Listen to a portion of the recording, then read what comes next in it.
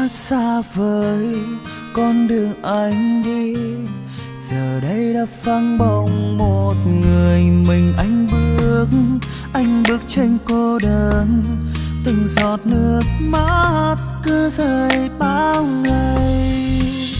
Chỉ muốn nói yêu lắm, yêu em yêu nhiều lắm, nhưng anh không thể giữ được hết tất cả yêu thương như ngày xưa. Dẫu biết em xa lắm, xa anh xa nhiều lắm, xa anh trọn kiếp, bởi vì hai chúng ta không thuộc về nhau. Anh muốn xóa đi hết tất cả kỷ niệm buồn trong anh, mặc dù em ơi anh đang chơi vơi giữa dòng đời. Vì cứ nhớ mãi một người đã quá xa vời, yêu thêm cho con tim anh trở nên lạc lối. Anh muốn xóa hết tất cả bao hy vọng trong anh, mặc dù con tim anh đã trở nên rất rối bời. Vì phải cố quên một người đã quá yêu rồi. Nhưng em ơi anh không tiền giang lối.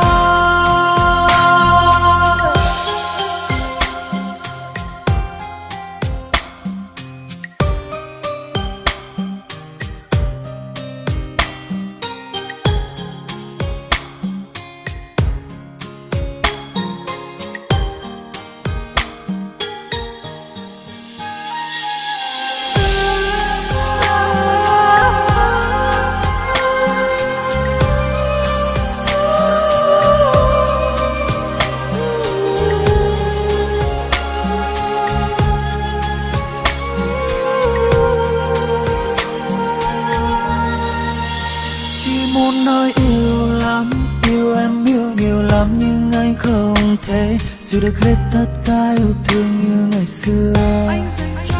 Dẫu biết em xa lắm, xa anh xa nhiều lắm, xa anh trọn kiếp, bởi vì hai chúng ta không thuộc về nhau. Anh muốn xóa đi hết tất cả kỷ niệm buồn trong anh, mặc dù em ơi anh đang chơi vơi giữa dòng đời.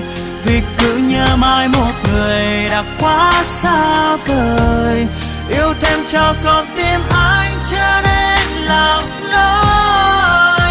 Anh muốn xóa hết tất cả bao hy vọng trong anh, mặc dù con tim anh đã trở nên rất rối bời. Vì phải cố quên một người đã quá yêu rồi. Nhưng em ơi anh không tiền giang lối. Anh muốn xóa đi hết tất cả kỷ niệm buồn trong anh, mặc dù em ơi anh không thể nào quên được em.